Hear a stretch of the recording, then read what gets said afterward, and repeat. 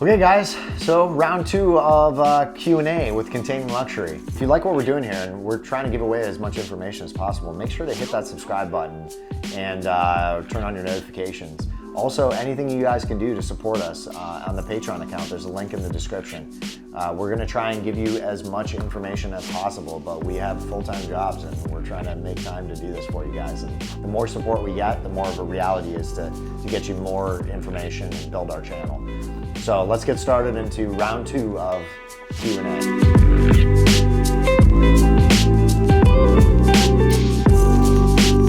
Question 1. Can I build a shipping container home without using wood? Question was, can we build these eliminating wood altogether? 100%. So we actually use steel framing in ours. So I only used wood on the window frames because we were trying to film a video on do-it-yourself or trying to come up with a concept that was the easiest for somebody that may not have welding experience, have welding equipment. So we tried to think outside the box. Some of the stuff that we did on this build, if I were building one for myself, I wouldn't have built it that way. If you're good at welding, you can for sure build everything on this entire thing without any wood anywhere in it. You know, using metal and spray foam is really the best way to do these. You're just gonna have added cost, but it's longevity. So yes, you can 100% build this whole thing with no wood inside the whole thing if you wanted. It's just you're gonna spend a pretty penny. Question 2. What kind of foundation should I do for my shipping container home? Again, that's gonna come down to your building municipalities, also where you're located. If you're up north, you are not gonna be putting these on just, blocks or on concrete footers on all 4 corners because you need to insulate your plumbing. So most cases, just from building experience with building departments, the most common situation I've come across is a stem wall system. So you're building a perimeter virtually around the entire container that it's gonna sit on concrete. And then people have built that up out of concrete block off of that concrete footer that's virtually under the ground. So it's say a 24 by 24 inch footer that goes around the entire perimeter. Then on the center of that, you've got rebar sticking up into the concrete blocks. You then build a block wall that holds the container up, maybe a foot to 2 feet up off that concrete footer, and then you fill that with concrete. And then that's how these things are gonna be mounted. So it's got a sealed foundation, but it has a crawl space to be able to get under there to access some of your plumbing and electrical feeds you may have coming up from underneath there. But it's got to be insulated and everything. If you're building up north, we can get away with just literally setting this thing on concrete blocks if it's in an unpermitted place and I just want to put it there temporarily or have a place off the grid and I intend to move it. I could set it on pieces of wood if I want it.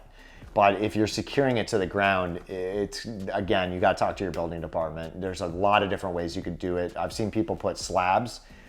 It doesn't really make sense. It's completely wasted concrete, I feel like, underneath to have a complete slab foundation. If you were going to that extent, then just build a regular house, build it out of something else. But if you're doing a stem wall or pouring footings and supporting all 4 corners, I think that's a good way to secure it. Question 3. How would you go about finding a good contractor in your area? So first finding a good contractor. What I would do is probably jump on Google, read reviews, even though I'm pretty well known in my area for having a good reputation. And I don't push getting reviews at all. I never ask people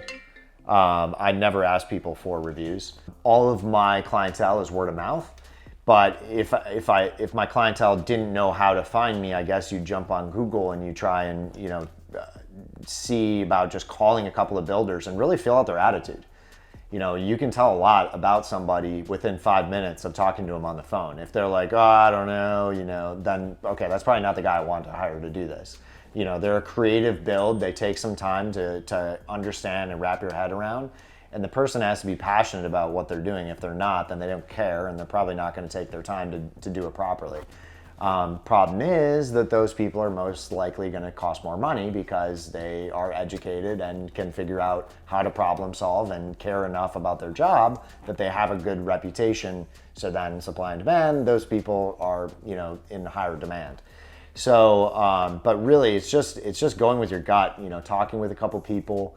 Once you found a guy that or you feel comfortable with is able to get your job done for you, then just make sure that they have the proper insurance. If they're insured and you feel comfortable with them, then you really don't have much to lose. Also, hold back.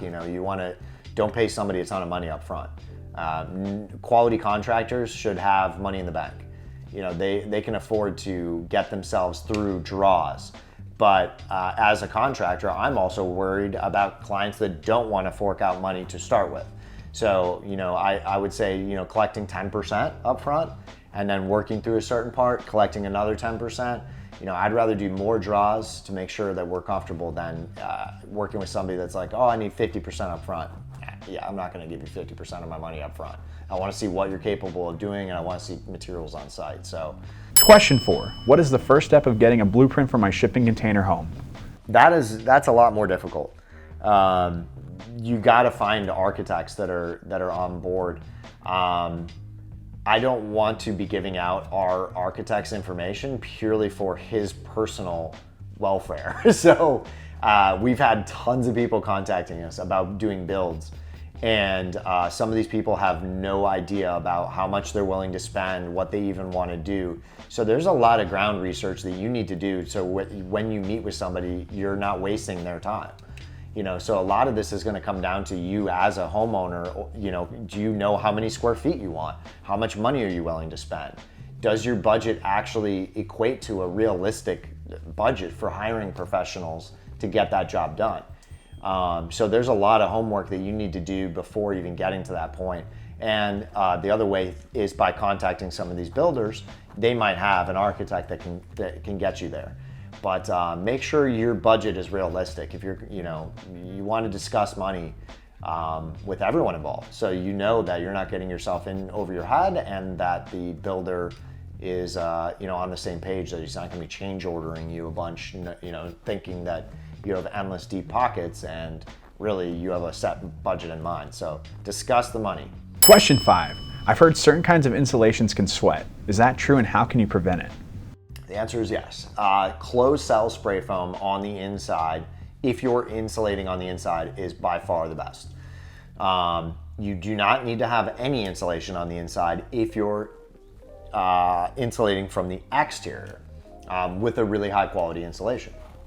So if you're going outside, you can actually use open cell spray foam.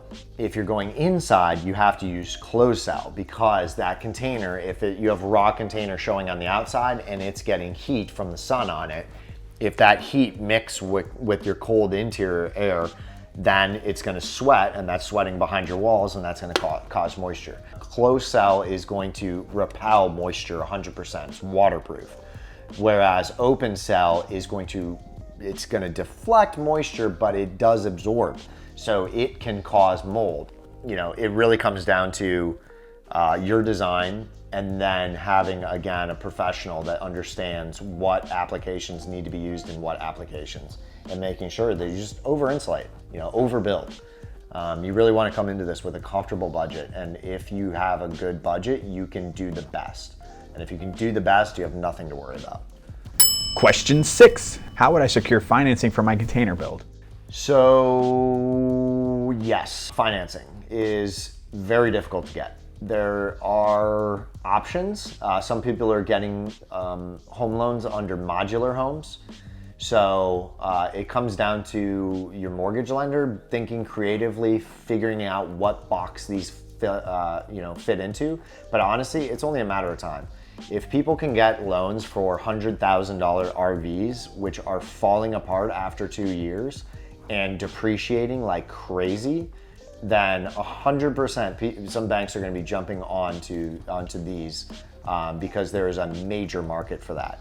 And I would love to get involved with a bank. So if there's somebody out there watching these videos, reach out to me, because there is a huge market for these. It's a very sustainable way of living, and I'm honestly shocked that there's not banks jumping on these because they're so quality. The likeliness of having a leak or an issue when it comes to insurance is is so far beyond the standard home that I am constantly inside, you know, doing water damage and the amount of insurance claims for the clients that I work with on a daily basis, that we designed this with that in mind, that we're like, man, there's nothing that can go wrong inside these things. I mean, very, knock on wood, but I mean, very little, you know, we designed them that it's very streamlined, very unlikely to have a leak or roof leak or moisture getting in. So super, super strong structures. Question 7. Blake, is this the cheapest way to build a shipping container home? When we did our total cost video, I tried to explain it and some people I guess missed it, that this build was not your cheapest build. That what you saw in this video walkthrough is not what I priced out in that section. This cost me approximately $35,000. When you added in all the siding, all of the roofing, all the little details on the outside, everything inside, it is not a cheap build in any way, shape, or form. I think if somebody was selling this container or a container like this build, you know, with similar aspects, I think $60,000 is a great price point, just because the amount of work that goes into it. So as a contractor, I could go build kitchens and bathrooms and flooring and do home remodels all day long and probably make more money than building one of these container homes. It does not make sense. The whole reason I got into this was to educate people and to try and figure out a way to build sustainable, energy efficient, strong homes for people just out of purely ethical business. I think that most people that are looking to build these for a profit, they're going to have to save in certain areas. So they're not going to be building as quality, maybe behind the walls. You know, maybe it looks great, but I couldn't foresee a licensed contractor using licensed professionals and spending $35,000 or even $40,000 to build one of these and selling it for $60,000. It wouldn't make sense. Because after taxes and workman's comp and all the things we have to pay for, there is no room for profit in there. I would be weary of somebody that builds you a quality, high-end container home for anything under that price point. I had no intentions of selling this container, but I do want to build another one. So just a shout out to anyone that wants to buy this exact container. It's not going to come with prints. It's not going to come with anything other than the container itself, but I am going to sell this one for $40,000, which is virtually what I have into it, purely because I want to build another one. But this one is going to be designed only for local, Florida, Arizona, Texas, somewhere along areas that aren't going to get extreme cold temperatures, but can get really hot. This container was built for super extreme hot temperatures. But I wouldn't feel comfortable selling it to somebody going north. So if you want to reach out to us, that's this one.